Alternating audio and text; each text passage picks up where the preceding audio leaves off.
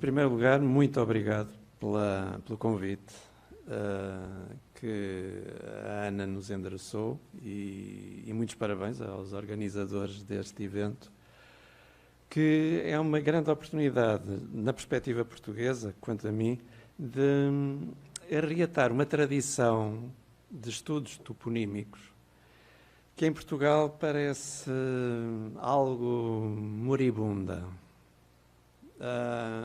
Tínhamos uma grande tradição, tínhamos muitos estudos com Leite Vasconcelos. Esses estudos foram marcados, por exemplo, muitos artigos da revista Lusitana, que acabou nos anos 40, mas temos outras figuras importantíssimas, como Joaquim da Silveira.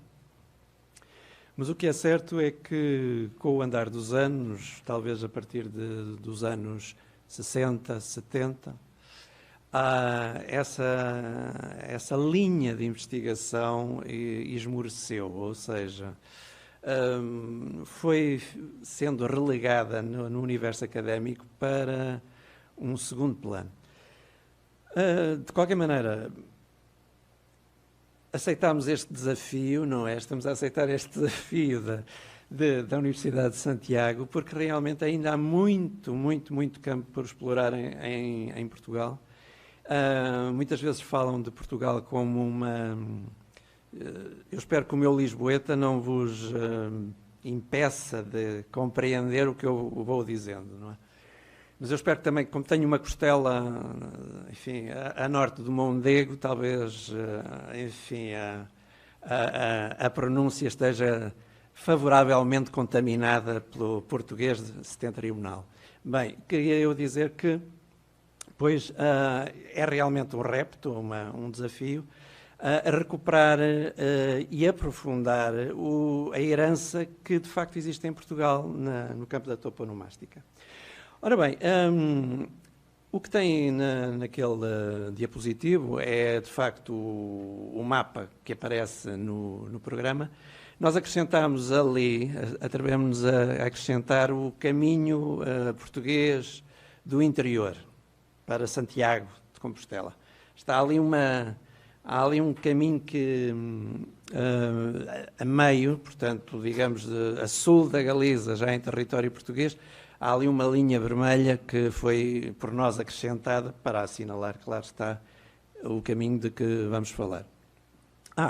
Claro está que também tenho que vos dizer que estou a representar as minhas colegas, a Maria Alice Fernandes e a Esperança Cardeira, que estão ali indicadas. Ora bem, antes de eu passar para o próximo diapositivo, vou ler um pequeno texto que diz assim: sentou-se numa pedra que os pés doíam e a sede apertava. Saíra de Coimbra, de manhã, e seguia agora pelos campos de Tamengos. Tamengos é uma povoação no centro de Portugal, centro-norte, próximo de Mialhada, Anadia, Bairrada, a norte de Coimbra. Meses antes, ainda pensara ir por Viseu, depois por Lamego, cruzando o Douro até Chaves e Verim. Mas por aí a caminhada era árdua, entre serras, e faltava-lhe a força de antigamente. Escolheu por isso os itinerários mais frequentados, os que levavam ao Porto, e daí continuavam por Contrasta, agora Valença, e Tui. Estava, portanto, sentada, visivelmente esgotada, e sequiosa. Uma rapariguinha que por ali andava, passou-lhe um púcaro, mas quem, entretanto, também se tinha aproximado por curiosidade da peregrina, dava o alarme. A água era de péssima qualidade, tanto para a gente como para o gado que dela bebia. Sem agradecer, a velha provou e deu o seu veredito. Certo, má, disse, recuperando a altivez. E assim surgiu, reza a lenda, o nome do rio Sértoma, ou Sértima, um dos muitos rios cruzados pelos não menos numerosos caminhos de Santiago, em Portugal. Ora bem, este episódio é contado por Pinho Leal, é autor de Portugal Antigo e Moderno, uma obra publicada, uma obra em vários volumes, publicada no século XIX. Portanto, é uma obra coreográfica, tem muita informação, parte dela certa e muitas vezes é fantasiosa no que diz respeito às etimologias. Mas é um repositório de etimologias populares, muito interessante. Este senhor, o Pinho Leal, depois diz que esta lenda é uma lenda, é tudo mentira, mas que o rio tem origem árabe. Portanto, há também este lado mourisco, este lado romântico da herança árabe. Coisa que é muito duvidosa, não quer dizer que não haja arabismos em Portugal, há de facto, e ainda por cima este rio corre na Bairrada, há também arabismos na área, mas não será a configuração do nome, será outra, provavelmente pré-latina. De qualquer maneira, a personagem de que se fala aqui no texto é Isabela de Aragão, a Rainha Santa, portanto, mulher de Dom Dinis, neto de Afonso X, Dom Dinis, o rei trovador, também lhe chamam o labrador, há toda uma série de reis que estão muito presentes nos caminhos de Santiago. Não neste caminho de que eu vou falar, do caminho do interior. De qualquer maneira, apresento-vos ali uma iluminura, que é o do... Eu penso que é da genealogia dos reis de Portugal. É uma obra que se encontra na Biblioteca Britânica. E quanto à presença de altos dignatários não portugueses, estamos já a falar da Idade Média, depois da Inventio do sepulcro do apóstolo. Segundo Ferreiro, há já notícia da presença de figuras ligadas à Igreja, bispos, aqui em Santiago. Portanto, em 899, há referência ao bispo de Braga, Lamego. Também de Lamego e Viseu. Também chama a atenção que, como devem saber, a sul do Douro, a Reconquista operou-se com Afonso III, não é? E depois, com Almanzor, esse território foi perdido. Não todo o território a sul do Douro, a chamada Terra de Santa Maria, manteve-se na órbita do reino galaico-leonês, mas... De qualquer maneira, portanto, nos finais, na transição do século IX para o século X, já há a presença de figuras ligadas ao território atualmente português. Quanto ao traçado exato dos caminhos, pois, automedievais, ele é obscuro, mas isso não quer dizer que não haja caminhos a identificar. Já vamos ver. E então falando muito de passagem acerca da Rainha Santa, o que eu queria dizer, o que eu queria assinalar com esta história também é isso mesmo, a presença da monarquia portuguesa aqui em Santiago, não é? Que foi assinalada na Idade Média. Dom Dinis não foi o primeiro rei a visitar Santiago.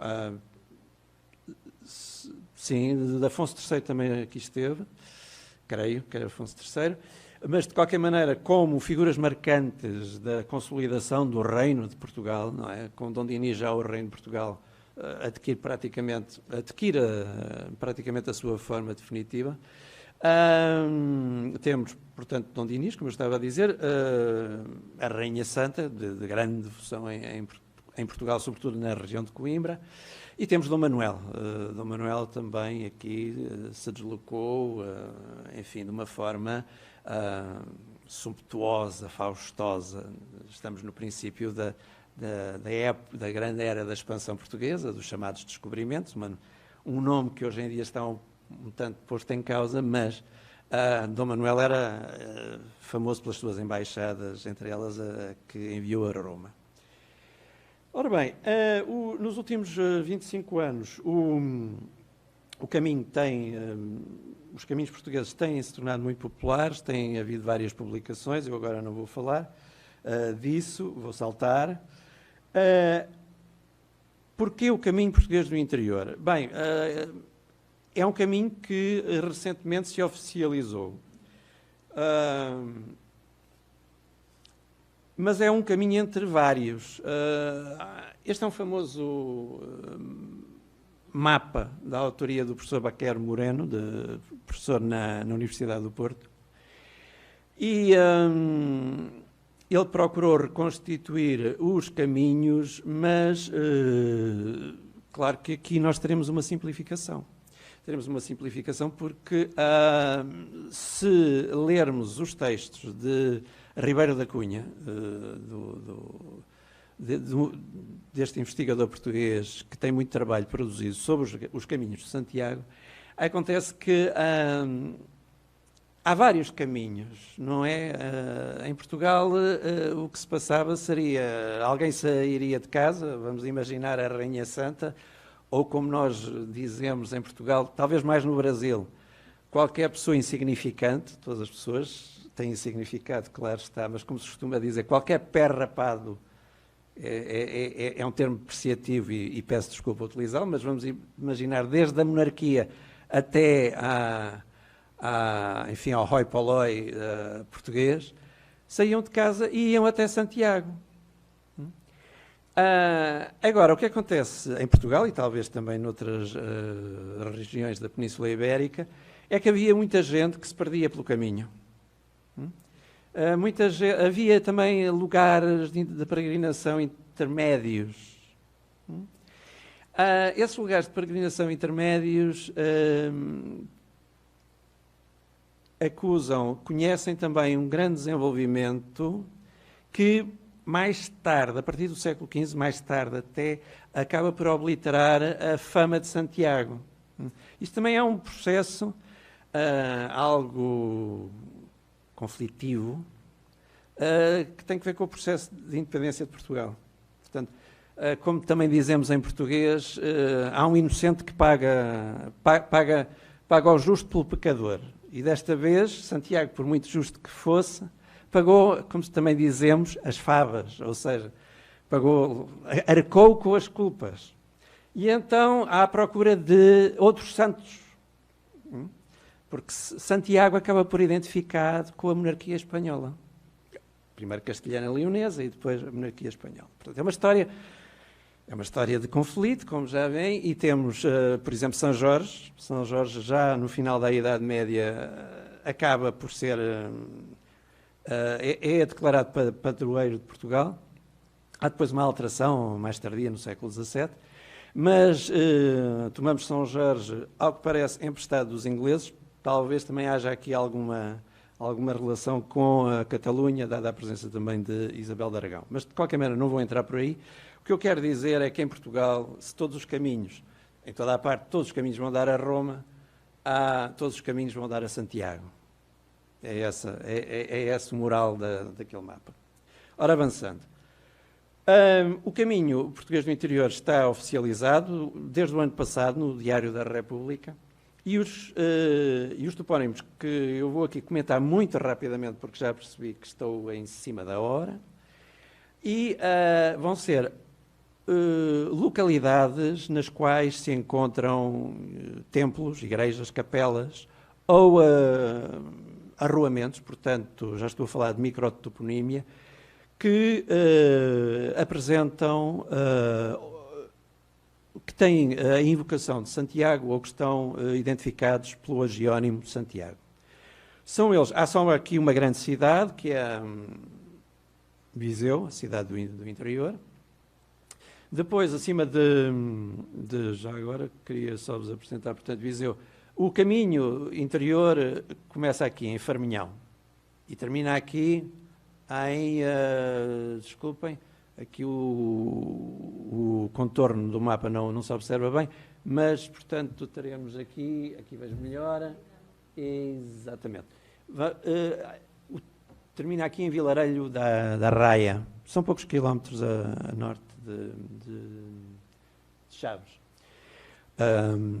Portanto, temos, estava eu a dizer, a Vila Miã, que fica um pouco a norte de Viseu, Baltar de Cima, um pouco mais a norte, mas já no concelho de Castro Daire. Aqui a zona é montanhosa, é por isso que eu, no texto que eu vos li, o problema aqui neste caminho do interior é que atravessa uma área, uma zona montanhosa, a área de Montemuro, certo? A Serra de Montemuro.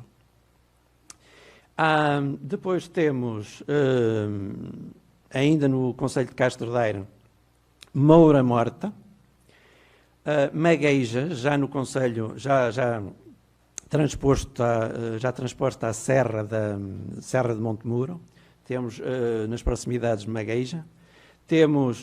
Depois temos aqui um dos concorrentes de Santiago, cruza-se o Douro, cruza-se Peso da Régua, e entre Peso da Régua e Santa Marta de Penaguião, a caminho de Vila Real, temos São Gonçalo. Depois, nos arredores de Vila Real, praticamente já faz parte da cidade, temos Folhadela. Folhadela associada à Vila Nova de Gaia. O caminho interior passa por Vila Nova de Cima. Claro, se há Vila Nova de Cima, haverá uma Vila Nova de Baixo. Porquê é que incluímos Folhadela? É que é aqui que se encontra o templo dedicado, cujo orágo é Santiago. Temos depois, vamos por Vila Pouca de Aguiar, e no limite, na extrema entre Vila Pouca de Aguiar e Chaves, temos Oura, ou Oira. Finalmente, muito próximo de Chaves, portanto aqui Vila Pouca de Aguiar, Oura encontrar-se-á por aqui. E aqui, muito perto de Chaves, já temos Radial, e finalmente, passado de Chaves, temos Vilarelho da Raia, que é mesmo em cima da Raia, é só uma questão de cruzar. Claro que temos aqui toda esta zona, temos aqui o distrito de Viseu, sul do Douro, e temos aqui o distrito de Vila Real, a norte do Douro.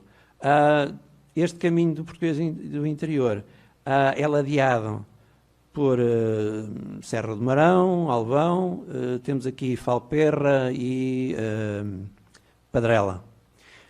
Bom, avançando, que já começo, queria só falar de um pouco o mapa, aqui vê-se mal, peço-vos desculpa, não calculava. Eu não vos vou falar da distribuição dos topónimos que incluem o agiónimo Santiago. Decidimos que isso será trabalho para apresentar proximamente, no momento oportuno. Ia-vos falar, é assim, de São Gonçalo, muito rapidamente. São Gonçalo só foi canonizado pelo povo, portanto é um beato, pouco se sabe dele, terá vivido no século XIII, devoto de Santiago, e há um grande santuário em Amarante, e o que na toponímia, este mapa foi extraído com o auxílio do programa Notos, que é um programa elaborado por Fraga da Silva, recentemente falecido, e por Alice Fernandes, que faz parte da equipa. Ora bem, o que é curioso é que São Gonçalo se concentra, os topónimos São Gonçalo, ou como topónimos simples ou topónimos compostos, se concentram nesta área, portanto, oriental do Porto, sul de Vila Real, exatamente onde São Gonçalo tem o seu santuário principal em Amarante. Portanto, é um dos santos concorrentes de Santiago em Portugal e na toponímia. Então vamos lá passar muito rapidamente, e aqui já estou em cima da hora e vou mesmo ter de saltar, peço-vos desculpa. Começo por esta cidade, Viseu. Durante muito tempo havia toda uma série de conjecturas sobre a origem do topónimo. Havia consenso que o topónimo tivesse a origem pré-latina. Em 2009 descobriu-se uma ara em escavações na cidade e, o topónimo está praticamente atestado na época romana e numa epígrafe que é, no fundo, bilingue. Está ali o Carlos Boa, que depois poderá esclarecer. É esta, desculpem, vou voltar, é esta a epígrafe. Não me atrevo a ler, porque, de qualquer maneira, esta epígrafe é comentada por quem descobriu a Ara, Fernandes, Carvalho e Figueira. E aqui temos, de facto, sintaxe, temos aqui morfossintaxe, não de origem latina, mas sim de origem pré-latina, indo-europeia, provavelmente lusitana. Eu não vou comentar, depois poderemos comentar no momento das perguntas e as respostas. Eu vou continuar, portanto, claro está que não está completamente atestado, ou seja, o topónimo é deduzido, é inferido desta forma adjetival, não é? Visaiego, de deusas e deuses de Viseu, presume-se. E, portanto, Visaium será a forma deduzida, Viseu, que está atestado desde o paroquial suevo. Também aparece formas, há variantes mais tardias, e finalmente a partir do século IX temos Viseu a partir do século XIII. Vou avançar, já estou em cima da hora, sei. Vila-Miã, perfeitamente normal, eu não me vou deter aqui. Eu penso que Nicador Ares sugere que a Vila-Miã também poderia estar ligado a algum antropónimo medianos. Aqui, à volta de Viseu, há até duas Vilas-Miãs. Há uma, a Poente, em Povolide, e há outra mais a norte, a caminho de Castro Daire. Eu penso que aqui será Vila-Miã, ou Miã pelo tamanho, não é? Pela extensão, pelo seu tamanho, ou pela sua posição relativa entre Viseu e outra localidade. Não vou... atenção que a atestação não é a da Vila-Miã de Castro Daire, é a de Povolide. Portanto, como eu disse, a Poente de Viseu. Baltar de Cima, um topónimo, é um antropotopónimo de origem germânica. Se há um Baltar de Cima, há um Baltar de Baixo, naturalmente, nas proximidades de Castro Daire. Também não vou perder tempo com... Tem aqui a Capela e a Rua de Santiago em Baltar. Todos estes topónimos vão sendo ilustrados por fotos dos edifícios religiosos que eu disse que seria o critério de seleção dos topónimos. Moura Morta tem muito que se lhe diga. Esta Moura Morta tem uma lenda. No tempo das lutas entre cristãos e mouros, uma morta fica na Serra de Montemuro. Portanto, é uma zona montanhosa, há um planalto, e uma moura estava a subir a serra. Apareceram uns rapazes e atiraram-lhe uma pedra, e ela morreu da pedrada, e pronto, e o lugar ficou Moura Morta. Bom, provavelmente não, será, enfim, uma etimologia popular. Lima Martínez, pois liga Mouro Morto, penso que existe aqui na Galiza, Codeiro Ourense, corrigir-me-ão.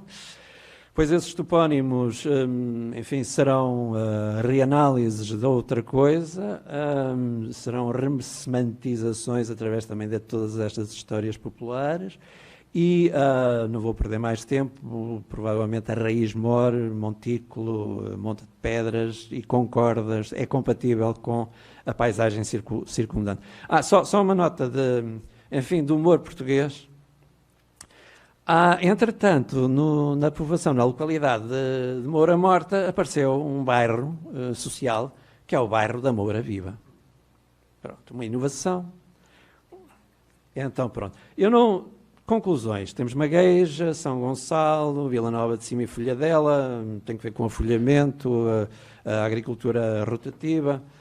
Oura tem muito que se lhe diga, há casos aqui na Galiza, há casos ainda nas Astúrias, não vou perder. Oura, Valoura, por aí fora, radial, rodial, aparece, não há atestações, não há atestações medievais, mas há atestações no numeramento 1527, aparece Redal, nas ilhas aparece a Rua do Herdal.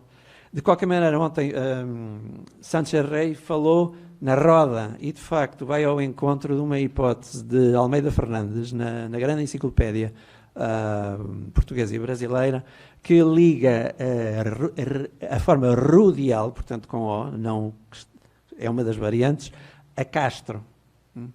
Portanto, será uma mudancial. Então vou mesmo acabar, Ana, eu prometo. Estou quase em cima da Vilarelho da Raia, portanto, um topónimo que resulta de um diminutivo de vila. Aqui remeto para um trabalho que já apresentámos, portanto, a equipa portuguesa já apresentou anteriormente em Lleida. Lamento imenso, Lleida, no português, a partir de português quinhentista é Lérida, portanto, temos aqui duas formas que estão em conflito, o português vernáculo, digamos assim. Conclusões. Bom, conclusões. Pois estes topónimos, estou mesmo a acabar, prometo. Os topónimos distribuem-se, do ponto de vista estratigráfico, temos Viseu, Magueja. Magueja aqui tem um radical pré-latino também, um sufixo talvez também pré-latino. O sufixo tem outros exemplos em Portugal, penso que também aqui na Galiza se deve encontrar casos paralelos, não exploramos. Todos os outros têm que ver com o extrato latino-romance, incluindo a antroponímia germânica, uma vez que ela foi adaptada ao latim e aos falares romances ocidentais. Portanto, temos Vilamião, Folhadelo, por aí fora. Baltar, São Gonçalo. Portanto, isto é a grande conclusão, é esta a distribuição. Um extrato obscuro, sem atribuição. Moura Morta, embora seja portuguesíssimo, parece transparente. Será transparente, mas não tanto assim. E Oura, que de facto também levanta problemas. Há 3 conclusões acessórias. Quanto às categorias semântico-referenciais, presença e atividades humanas, há casos obscuros, Moura Morta, Oura, Magueja, Viseu, talvez relacionados à descrição do território, à configuração do terreno. Há uma conclusão importantíssima que é, na toponímia portuguesa não se pode dispensar o contributo, não se pode dispensar os estudos das outras regiões limítrofes e até as regiões mais afastadas de Portugal. Eu estou a falar tanto, como sabem, Portugal é um país dual, não é? O norte e o sul, não é? O chamado norte atlântico e o sul mediterrâneo. Mas, mesmo no sul, é indispensável consultar os estudos sobre, por exemplo, o árabe andaluzi, não é? Portanto, não podemos dispensar esses estudos. Finalmente, o que nós propomos é também um contributo para os estudos de património, geografia humana e de turismo, porque muitas vezes os apontamentos, peço desculpa, eu sei que estou fora do tempo, muitas vezes os estudos ou melhor, as notas toponímicas que aparecem nas páginas dos municípios, páginas com intuito turístico, ainda são muito devedoras do Pinho Leal, aquele autor que eu vos referi há pouco e que tem que ver com as lendas populares, que são interessantíssimas do ponto de vista etnográfico e antropológico, mas que, de facto, carecem neste momento de um apoio mais académico, científico e vamos procurar retomar a tradição dos estudos toponomásticos em Portugal, com a vossa ajuda, claro. Muito obrigado.